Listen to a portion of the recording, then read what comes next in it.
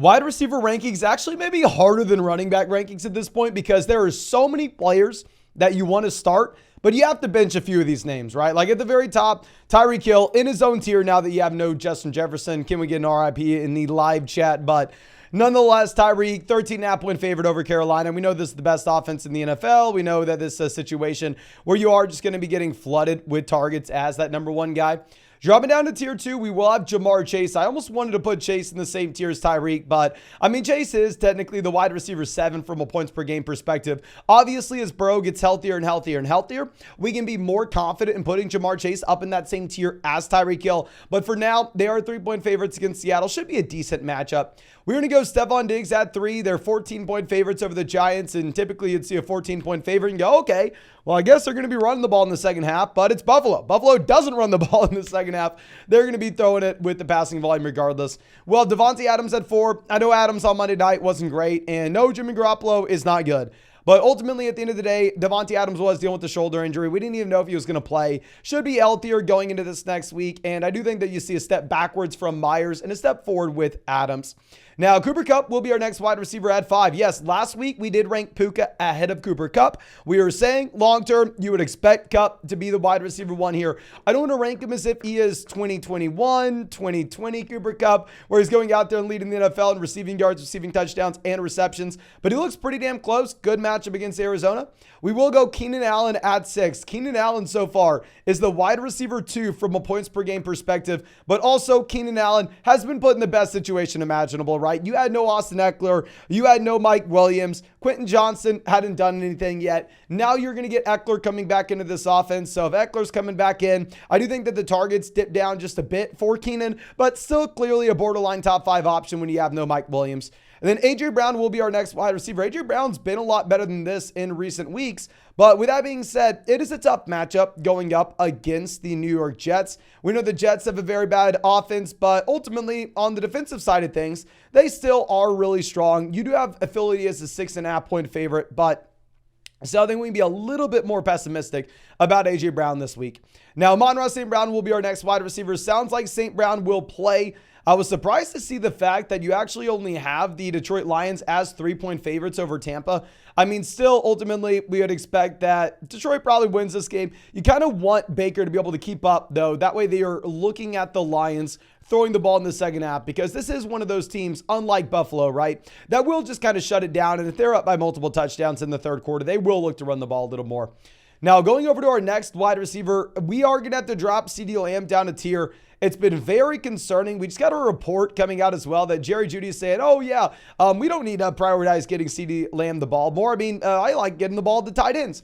What the hell are you talking about, my guy? I mean, if you go through it, if you target your best skill positional player, probably good things will happen. Nonetheless, I do think that we get a small bounce back from Lamb. As the wide receiver going up against the Chargers here, they are 2-point favorites. I think that the overall Dallas Cowboys offense probably looks better. And keep in mind, in this game, ladies and gentlemen, Underdog is hooking everybody up that used promo code FLOCK since it's my birthday week with a Justin Herbert special pickup. More than less than half a total yard. You're going to have that in this game regardless if you signed up to Underdog 2 years ago, last year, yesterday, today, tomorrow. As long as you use promo code FLOCK, you will get hooked up with that Justin Herbert special pickup. And on top of that, ladies and gentlemen, if you're new to Underdog Fantasy, you will get a 100% deposit match. You will get our rest of season fantasy football rankings and tiers. And ladies and gentlemen, you're going to be getting hooked up with a Patrick Mahomes special pick'em on top of it, more than less than half a total yard on Thursday. I'm recording this on my birthday. That's why Underdog's hooking y'all up with this. And it would be the best birthday present you could give me. Promo code FLOCK on Underdog. But going over to our next wide receiver, we will have DJ Moore here. And yes, with DJ Moore, he's the wide receiver 4 from a points per game perspective. DJ Moore just went nuclear on Thursday night. Now, with that being said, you did just have DJ Moore and Justin Fields going up against 2 bottom 3 NFL defenses at this point in total points allowed. I do think that it's still a fine matchup going up against Minnesota. Right now, the spread in this game is only 2.5 points, so it should be competitive between the two teams, especially with the Jefferson injury. But nonetheless, I don't want to rank DJ Moore as like a top 5 wide receiver when I still expect that you probably have Fields falling back down to earth. Now, Puka will be our next wide receiver, and this is something that we had to go through and make that correction on and take our L with, right? I mean, earlier in the season, we were saying, okay, Puka's fun and exciting, but when Kupp comes back in, Puka looks to be a mid to low-end wide receiver too. We had to take our L, I believe, 2-3 weeks back. It was the last week before you had no Cooper Kupp. And Puka goes out there, goes nuclear in week 4. And I'm sitting here going, okay, well, yeah. At this point, it's hard to get away from Puka being a low-end wide receiver 1, even if Kupp is in this offense. This is like a better version of what you had with Cooper Kupp and Robert Woods back in the day. They just traded Van Jefferson as well. Now, Calvin Ridley will be our next wide receiver at 12, with Calvin Ridley definitely looked a lot better this past week. Don't necessarily want to say, okay, well, he's a locked and loaded top 10 option. He's kind of there, borderline. I mean, you're going up against Indy. You are a 4.5-point favorite, and you don't know if Zay Jones will be playing in this game or not. And now, dropping down to our next tier, we will have Brandon Ayuk going up against the Cleveland Browns. You have the 49ers as 5-point favorites. Brandon Ayuk has been the wide receiver 14 so far this season from a points per game perspective. Now, I don't necessarily think that you have him as a locked and loaded wide receiver 1 by any means. Keep in mind, what you're going to see here is you're going to see that if Deebo Samuel does get fully healthy and Deebo Samuel takes more targets, you possibly have Brandon Ayuk sliding downwards just a bit. And George Kittle still's around, right? You still have Kittle going through and taking some of those touchdowns. And we saw that massive spike week this past week. You have CMC. You just have so many players in this offense. But at the same time, this looks like it's the best team in the NFL, and it doesn't even look remotely close at this point. So, yeah, I don't know. I don't know, ladies and gentlemen. Now, Nico Collins will be our next wide receiver. With Nico Collins, I probably want to put him as high-end wide receiver 2, considering the fact that you're most likely not going to have Tank Dell this week. I mean, I don't know if Tank Dell makes a big difference one way or another, but this Houston Texans offensive line should be a little bit better, should be a bounce back spot as well. I mean, now Nico Collins is the wide receiver 12 so far this season from a points per game perspective. Now, our next 3 to 4 wide receivers are guys that we're ranking much higher. I'd say the rest of this tier, we are ranking every single one of these players higher than where they finished so far in fantasy. Devonta Smith has been the wide receiver 30 from a points per game perspective. We will have him as the wide receiver 15. With Smith, we talked about this with A.J. Brown being a buy low candidate at the beginning of the year when A.J. Brown wasn't doing anything. You're going to have natural volatility when it comes to these Philadelphia Eagles wide receivers. You have 2 elite level wide receivers in the same offense. Now, this offense is very good, so we're super excited about both these guys, but this is not a Keenan Allen situation. They're not going to go through and see every single target. They're not going to see 10 targets game of this offense. There's just not enough target volume to go around. Now, with that being said, you're going to have to take the dips with the highs. It's all going to even out at the end of the day. I'm still starting Devonta Smith every single week. Chris Olave, wide receiver 35 from a points per game perspective. Derek Carr was injured over the past 2 weeks. Chris Olave was dealing with an ankle against the Patriots. They beat the Patriots 34-0. I think using the last 2 weeks against Chris Olave is honestly not something that's fair to do.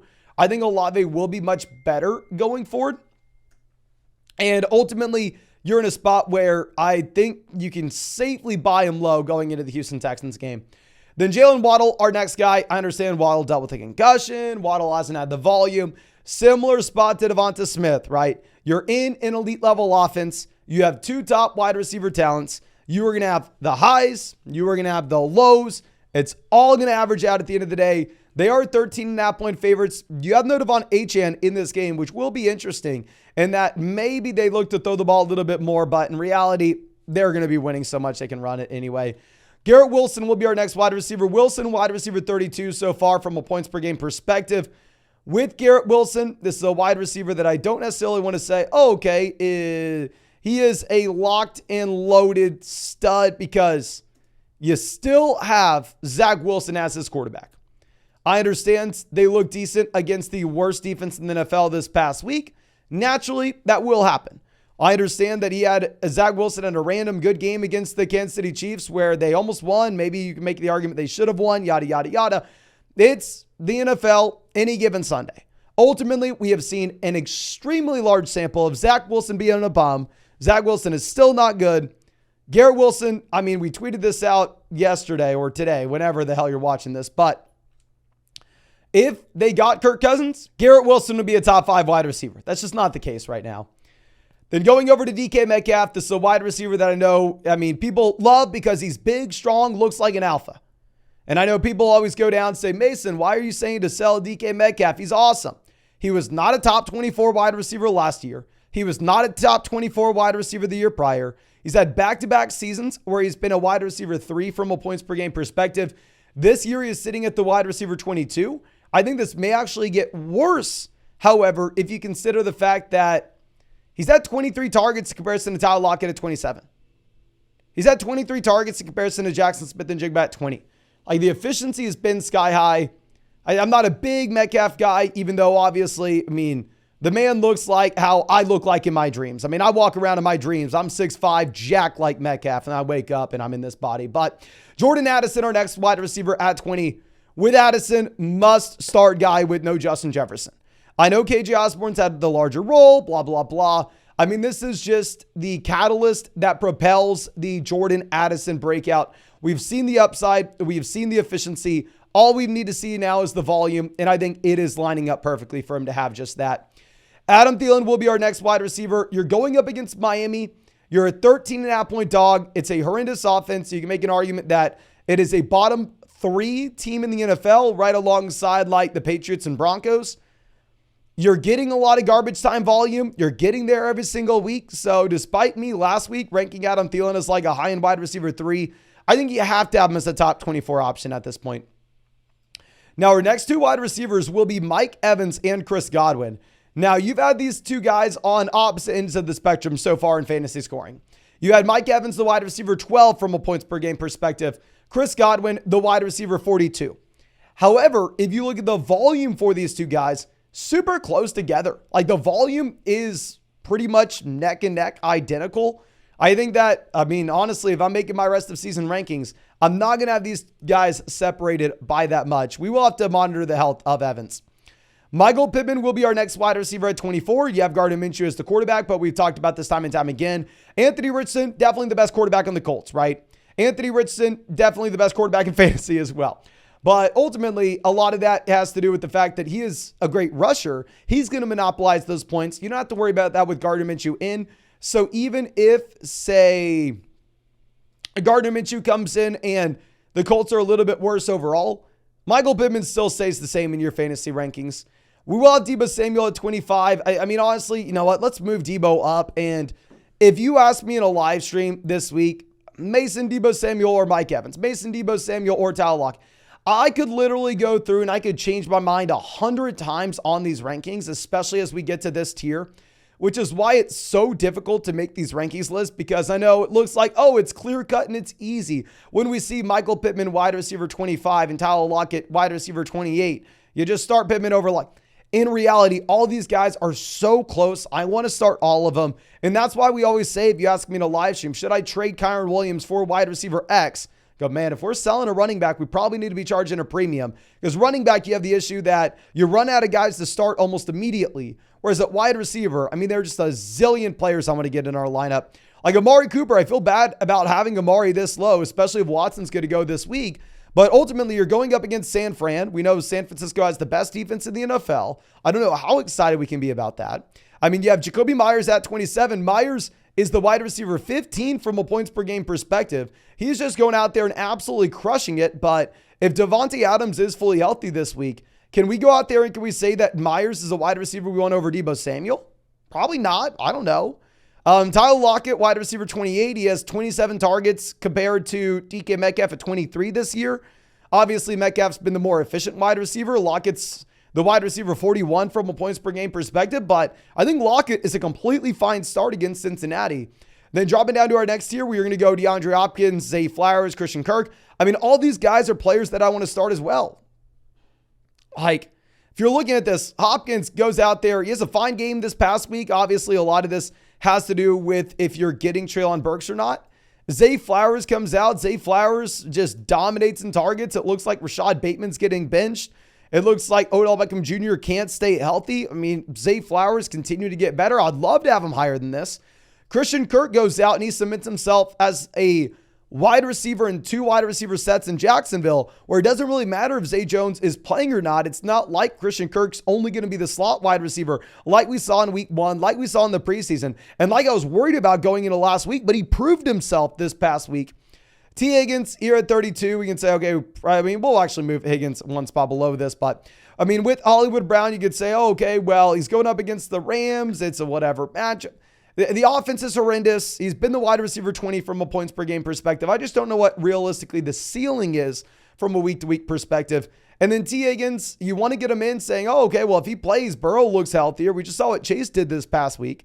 But I mean, the reason we're going to have Higgins this low is just because if he's not fully healthy, if Burrow's not fully healthy, I mean, it's easy to opt for some of these other guys that you are excited about, right? That you don't really have any concerns or any red flags with.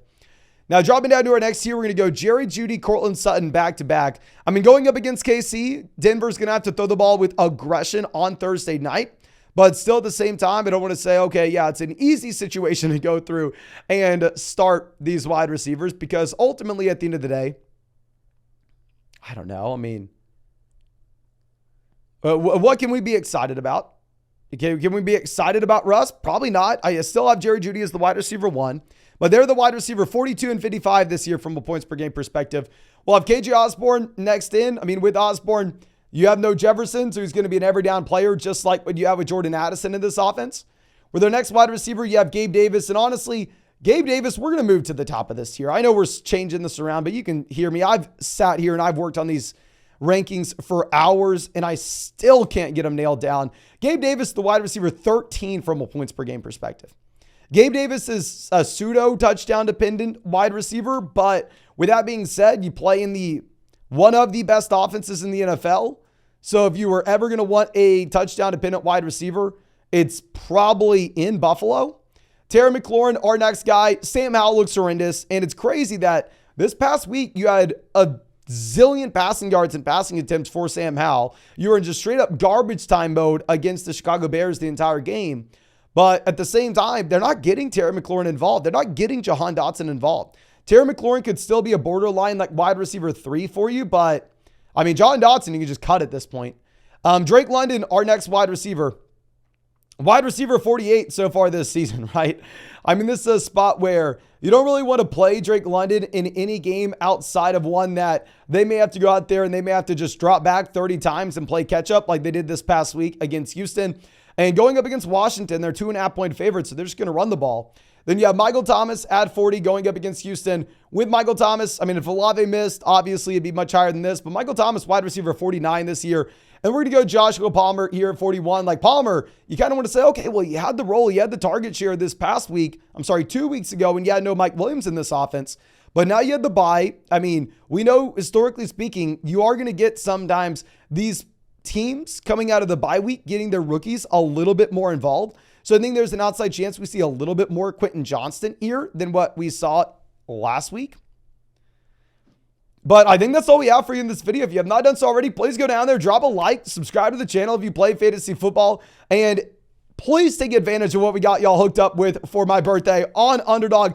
Everybody's getting the Justin Herbert special pick of more than less than half a total yard. As long as you use code FLOCK, didn't matter when you did it. Could have been years ago, could be today, could be tomorrow. And also, if you use promo code FLOCK and you're new to Underdog Fantasy, you're going to get a 100% deposit match. You're going to get our rest of season fantasy football rankings and tiers. And you are going to be able to take the Patrick Mahomes more than less than half a total yard on Thursday night. But thank you again. I really do appreciate you. Really hope you have a great day. And really hope we get to see you out in the live stream later tonight.